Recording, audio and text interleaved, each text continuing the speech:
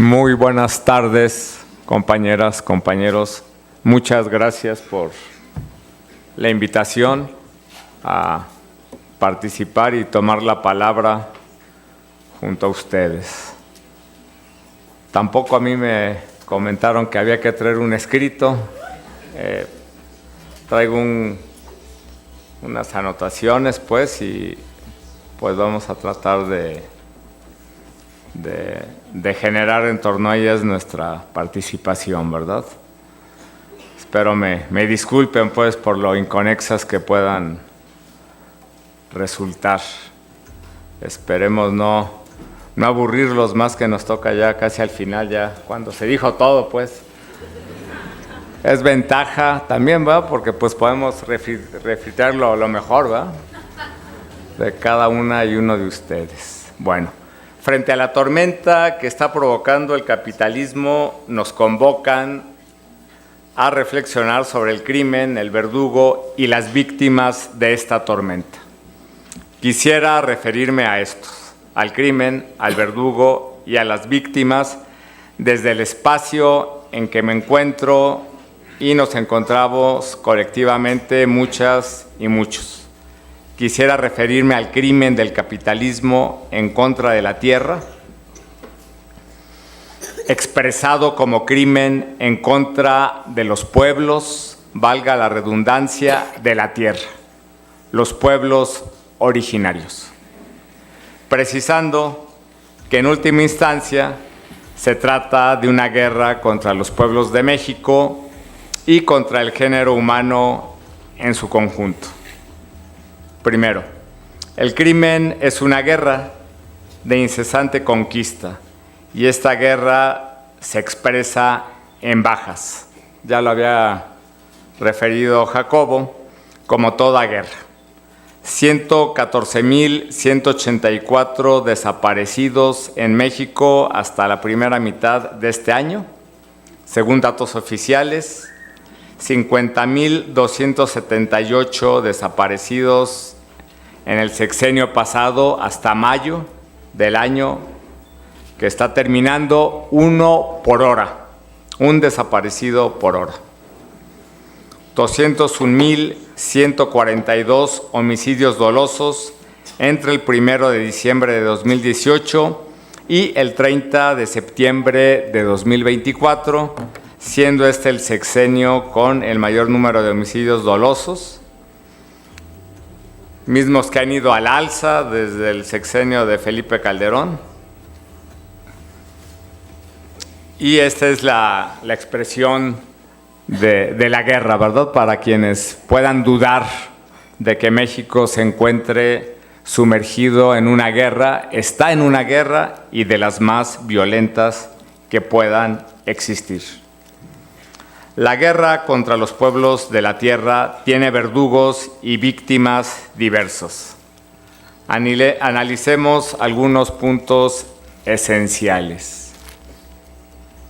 El primero, la continuidad en las políticas neoliberales en el caso de los pueblos originarios y campesinos de México. Aún cuando se nos dice y se ha convertido en propaganda y lugar común que el ciclo neoliberal para este país afortunado concluyó en el año 2018, por lo menos para los pueblos originarios y campesinos, aunque no lo creo que nada más para ellos. Esto no es así. El marco jurídico surgido de la contrarreforma al artículo 27 constitucional en 1992 y de la entrada en vigor del Tratado de Libre Comercio, y a partir también o junto con la entrada en vigor del Tratado de Libre Comercio en 1994, sigue intocado cuando no profundizado. La legislación agraria no ha sido modificada en una coma.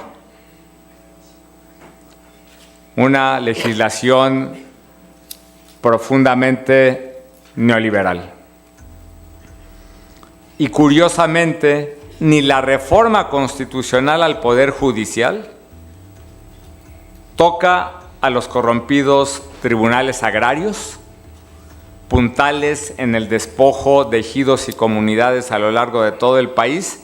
Ya lo había referido acá Bárbara en un artículo que escribió hace unas semanas en La Jornada, que pasó desapercibido para los legisladores y gobernantes. Ya me atreví a preguntar que por qué esta excepción, siendo que el expresidente había acusado de corruptos y ladrones a todos los magistrados de los tribunales agrarios.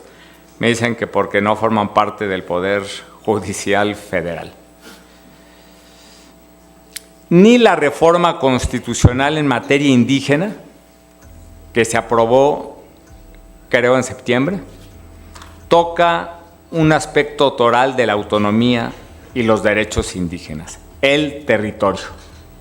Como lo hemos sostenido en múltiples foros, esta reforma pesa más por sus omisiones que por lo que contiene.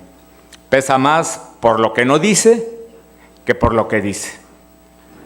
Aquella reforma grosera que se hizo, que aprobó inicialmente la Cámara de Diputados el 28 de abril del año 2001, donde sustituyen el concepto jurídico de territorios por el de lugares, se mantuvo sin modificación alguna.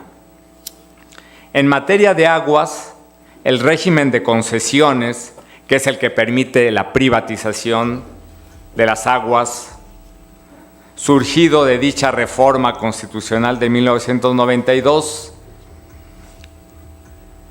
y que se plasma en la Ley de Aguas Nacionales de ese año, se ha afianzado más y más.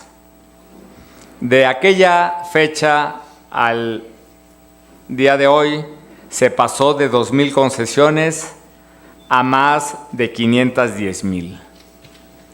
3,304 concesionarios controlan el 22% del agua concesionada, es decir, una cantidad mínima, controla la quinta parte del agua, y de las aguas para uso agrícola, que son la mayoría de las aguas que se concesionan en este país, 373 concesionarios de agua para uso agrícola concentran el 38.3% del agua destinada a dichos fines.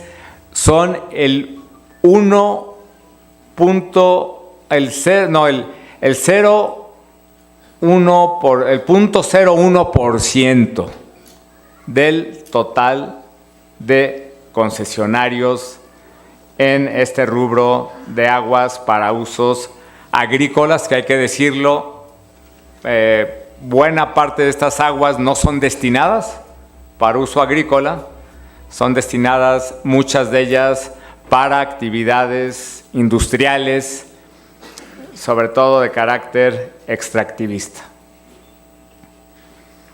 Estas políticas neoliberales se han agravado, estas políticas neoliberales de despojo, se han agravado con el reordenamiento del territorio nacional a partir de determinados megaproyectos que obedecen a los intereses geopolíticos de los Estados Unidos de América y de las grandes corporaciones multinacionales. Y que, como lo hemos explicado y expresado desde hace años, buscan ordenar poblaciones, fronteras y territorios en la lógica de dichos intereses. Nos referimos, entre otros, de manera destacada al Tren Maya, al Proyecto Integral Morelos, al Corredor Interoceánico Istmo de Tehuantepec, al reordenamiento territorial de la Ciudad de México y su zona metropolitana, así como a múltiples programas de ordenamiento territorial y urbano en los niveles regionales y municipales. Todos estos proyectos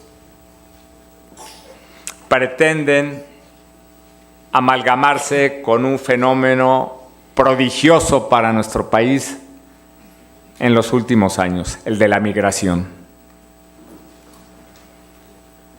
El Tren Maya, con 21 estaciones y 14 paraderos a lo largo de 5 estados, y el corredor interoceánico Istmo de Tehuantepec, consistente en un corredor logístico estructurado en torno a 3 líneas de ferrocarril, la modernización de un oleoducto, la construcción de un gasoducto y la construcción subterránea de una extensa red de fibra óptica, buscan este reordenamiento profundo, fincado en el despojo de los territorios indígenas.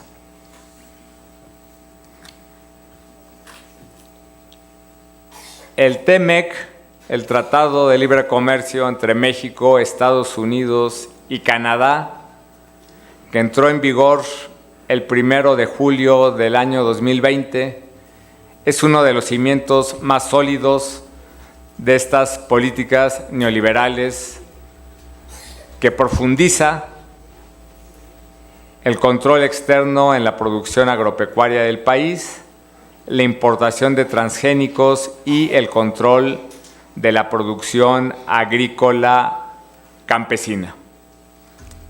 En este caso, el maíz, que es el corazón de los pueblos mesoamericanos, se ha convertido en su víctima directa.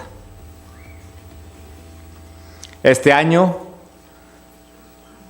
más o menos la mitad del maíz que consumimos ha sido traído del exterior, principalmente de Estados Unidos, de donde están llegando aproximadamente 24 millones de toneladas de maíz, sobre todo maíz amarillo,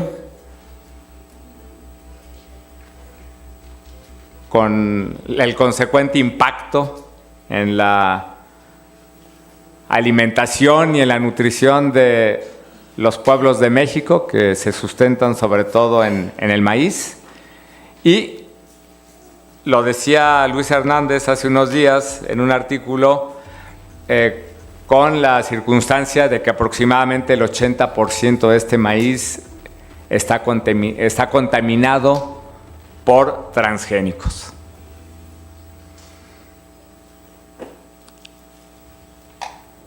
No es únicamente que el Tratado de Libre Comercio esté facilitando la importación indiscriminada de maíz. En México existe una política deliberada, aunque nos digan lo contrario, aunque cada 29 de septiembre festejen al maíz y nos hablen de que sin maíz no hay país. Hay una política deliberada para tumbar la producción de maíz, y entonces no es cierto que exista una política orientada a fortalecer la soberanía alimentaria de México. Un ejemplo sencillo, lo expresaba un poco Inés hace rato, es el de Jalisco. Jalisco es el segundo estado más importante en producción de maíz. Sin embargo, este año la producción de maíz se redujo en un 12.5% y de manera sostenida se ha reducido año con año porque se ha incrementado la siembra de los llamados berries, del aguacate y del agave. Pero esto no es privativo de Jalisco. En Jalisco es particularmente grave. siempre Jalisco ha sido punta de lanza en la integración del campo al capitalismo. Desde el siglo XIX aconteció y vuelve a acontecer en este inicio de siglo, pero no únicamente está aconteciendo en Jalisco. El aguacate, como verdadera plaga, está destruyendo cerros y reservas de agua a lo largo y ancho de este país. Y entonces tenemos al maíz, decíamos, como una de las víctimas centrales de estos verdugos y de esta guerra. Y el maíz ha sido el corazón de los pueblos mesoamericanos. ¿Qué más? ¿Qué otros componentes y qué otros verdugos? La militarización y el militarismo como un componente fundamental de estos procesos de despojo. Recordando que la Secretaría de la Defensa Nacional se hizo cargo de la construcción de 3 tramos del Tren Maya y la Secretaría de la Marina Armada de México administra el corredor interoceánico Istmo de Tehuantepec. Y recordando también que una y otra, la CEMAR y la SEDENA, han asumido casi todas las tareas de seguridad a nivel nacional y que tienen a su cargo áreas de la economía nacional tan estratégicas como las aduanas y los puertos. Como complemento, no como elemento contradictorio u opuesto, como complemento de esta militarización, tenemos el predominio cada vez mayor del crimen organizado en una amplia proporción, primero, del territorio nacional. Segundo, de actividades productivas, sobre todo extractivas, como son la minería y los combustibles. Tercero, en las administraciones municipales y en los gobiernos de los estados. Hay estados del país donde me atrevería a pensar que la totalidad de los municipios son controlados por el crimen organizado y por lo menos las tareas de seguridad pública y la obra pública son directamente administrados por estos. Entonces han evolucionado, pues ya no son únicamente aquella banda de matones que se dedica a amenazar, extorsionar, sino que han tenido un crecimiento y se han diversificado de un modo impresionante.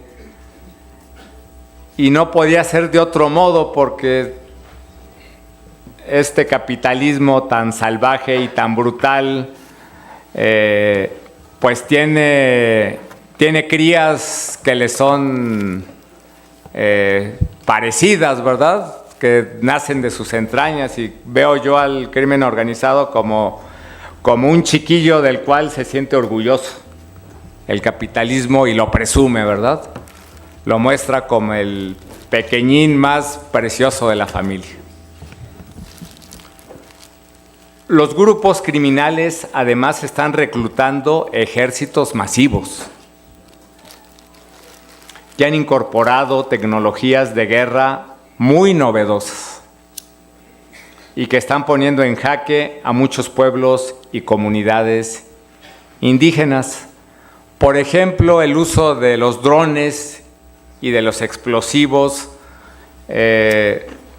ya tiene algunos años, sobre todo se ha intensificado en los últimos meses, que es utilizado por estos grupos del crimen organizado para conquistar, para controlar territorios y poblaciones.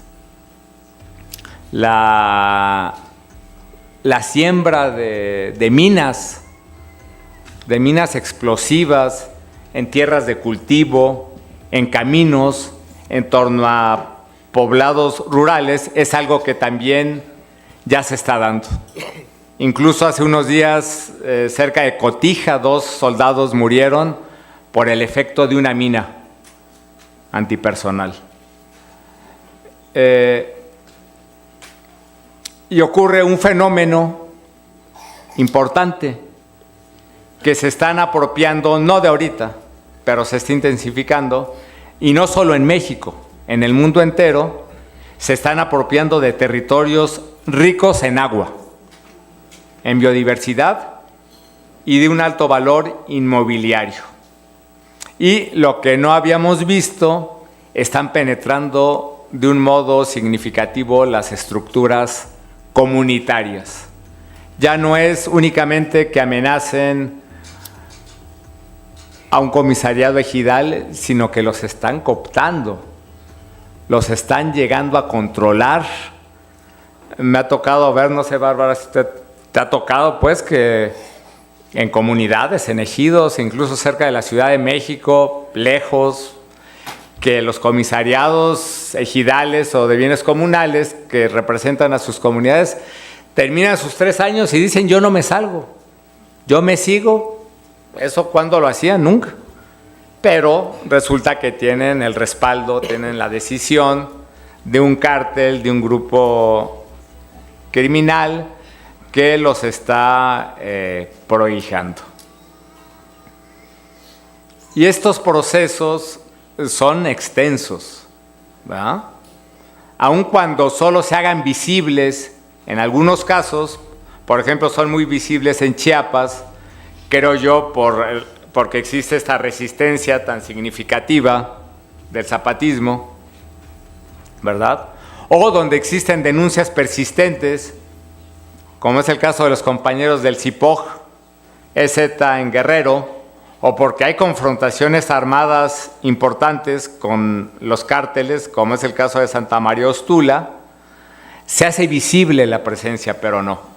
Esto está muy extendido en buena parte de este país.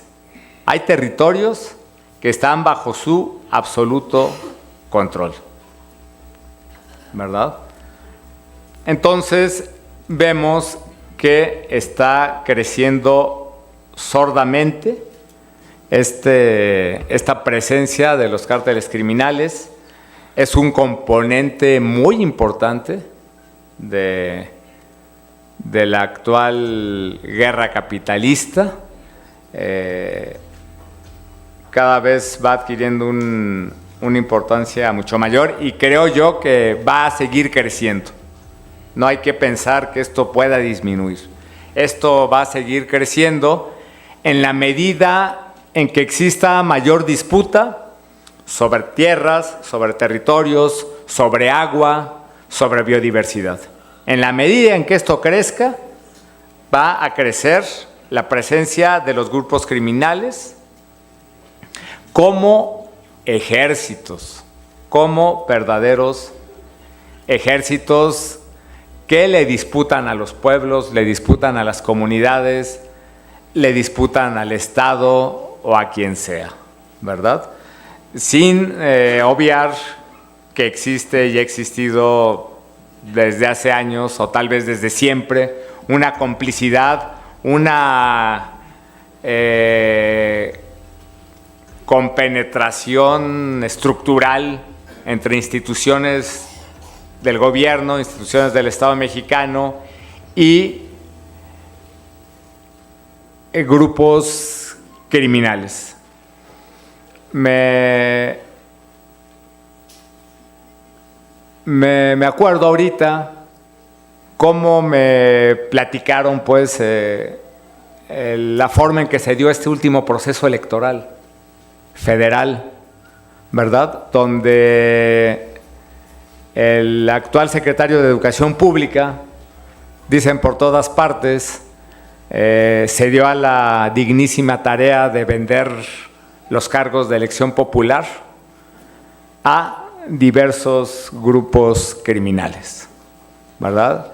Incluso dicen que en algunos estados vendió la totalidad de los cargos a las presidencias municipales. Entonces, ante circunstancias como esta, pues es difícil pensar que pueda existir alguna capacidad institucional o desde el gobierno para que esto se frene o se pueda disminuir.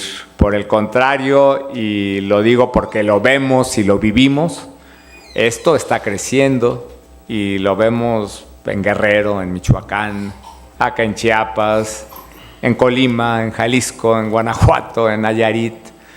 Tenemos desplazamientos en territorios, en pueblos y comunidades indígenas por presión del crimen organizado, ¿verdad? Acá en la parte donde se juntan Nayarit y Sinaloa,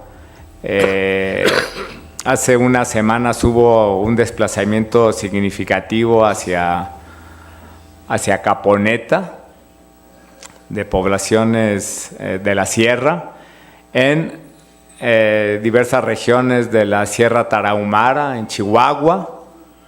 A mí me tocó vivir de manera muy directa el desplazamiento masivo que hubo en la comunidad indígena de Coire por la incursión de un cártel. Asesinaron a varios comuneros, se llevaron a muchos más, de los cuales no se sabe hasta el día de hoy. Robaron las casas, las tiendas, hubo agresiones sexuales a comuneras, y esto pues realmente es algo grave, compañeras, compañeros. Pero también, y lo quiero decir, es preocupante que desde las ciudades, desde los colectivos y organizaciones urbanas que han sido cercanas al zapatismo, a los pueblos indígenas organizados, se observe cada vez mayor debilidad, ¿verdad? Mayor desorganización. No lo digo para desanimarles, pues, sino más bien para que analicemos por qué está aconteciendo esto. Justamente creo yo que es efecto de que esta tormenta crece y crece, pero sí creo que desde los pueblos originarios y desde las ciudades estamos obligados a hacer un esfuerzo extraordinario y adicional para vencer a estos verdugos, para, decía Jacobo, llegar al día después, ¿verdad? Y no llegar al día después, pero 3 metros bajo tierra, sino de otro modo, pues. Muchas gracias.